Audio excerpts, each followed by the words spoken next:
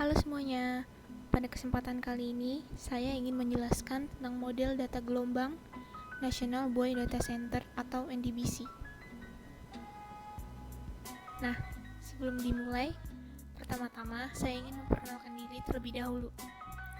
Perkenalkan, saya Tanya Tristanova, biasanya dipanggil Anya dengan NIM 260501201301342 dari kelas Oceanografi A.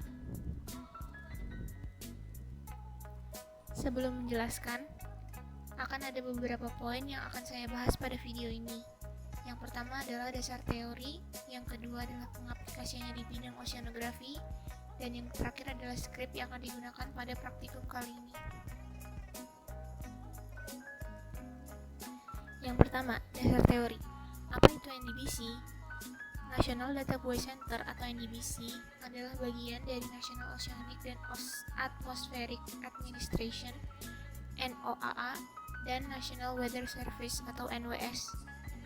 NDBC merancang, mengembangkan, mengoperasikan, dan memelihara jaringan pelampung pengumpul data dari stasiun yang ada di pesisir. Lebih dari 150 stasiun cuaca NDBC menyediakan data kepada pengguna dari peramal National Weather Service atau NWS setiap jamnya. Jadi, data yang diterima oleh NDBC ini setiap jamnya itu diukur berdasarkan data yang diambil dari NWS. Semua stasiun cuaca NDBC mengirimkan pengamatan parameter-parameter seperti kecepatan angin, arah angin, suhu udara, dan tekanan atmosfer. Ada juga suhu permukaan laut, konduktivitas, tinggi dan periode gelombang, dan arus air.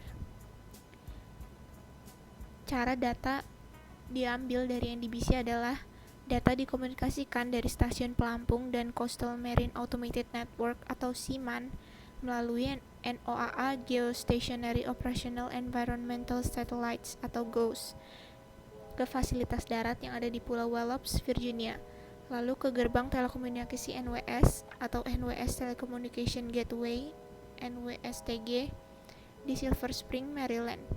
Setelah itu, data melewati proses quality control otomatis yang kemudian dipantau oleh analis data di NDBC untuk memastikan data berkualitas dapat dirilis ke seluruh dunia.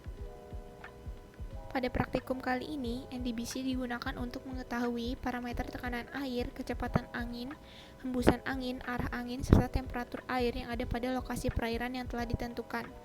Nah, sesuai dengan yang saya jelaskan tadi, lokasi peletakan buoy atau pelampung ini itu ada di mana-mana, lebih dari 150 stasiun.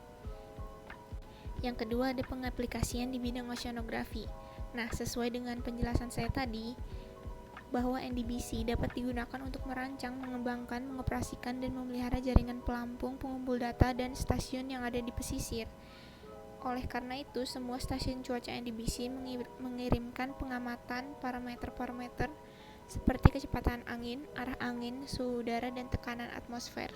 Ada juga suhu permukaan laut, konduktivitas tinggi, dan periode gelombang, serta arus air. Data parameter yang didapatkan di stasiun NDBC pada praktikum kali ini dapat digunakan salah satunya untuk mengetahui transportasi larva ikan pada suatu perairan. Setelah itu juga dapat digunakan dalam penentuan daerah penangkapan ikan, penentuan navigasi, rute perjalanan kapal, dan lain-lainnya. Yang ketiga adalah skrip yang menggunakan Jupyter Notebook. Jadi pada skrip ini kode yang digunakan adalah Matplotlib dan Seafont. Apa sih Matplotlib itu? Matplotlib adalah library berbasis Python untuk kepentingan visualisasi data dengan menggunakan NumPy.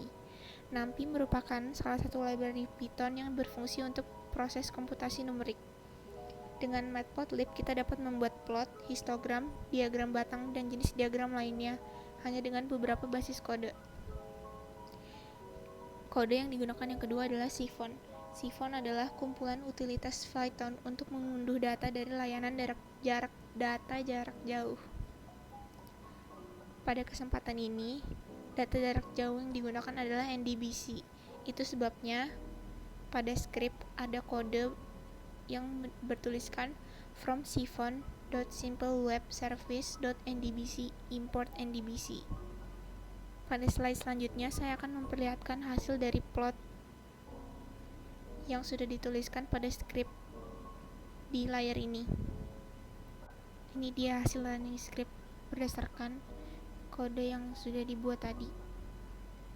Pada beberapa stasiun, hasil dari running script akan ada yang kosong dikarenakan pelampung yang menerima data-data dari parameter itu bisa jadi rusak atau tidak merekam parameter yang terjadi.